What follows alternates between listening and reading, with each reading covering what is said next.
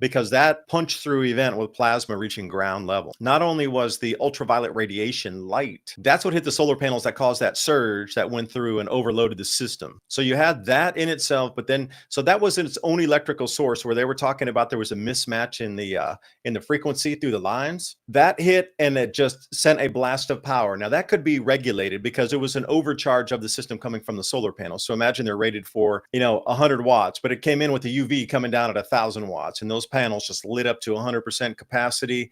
And then there was some overage because it actually was riding on the lines, and the plasma was riding on top of anything metallic on the solar panels as well. So you had amplified UV coming down, electrified plasma touching that. So it also grabbed onto the electrical wires and was riding up and down that. That's where you're getting this secondary interference pattern. That's what they were talking about, describing it to you perfectly. Now, I'm wondering what the pets are still feeling.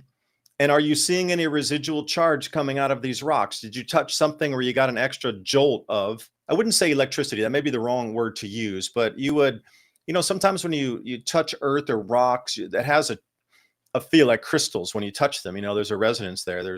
I'm wondering how many fires were caused by this, even though the temperatures were low in the 70s. By the way, I went up to Ryan Maui and Big Joe Bastardi's site to take a look, and they ran through all the temperatures occurring at that time. So that whole thing, there was some giant temperature deviation, whatever. We're in April. It only got into the 70s that day.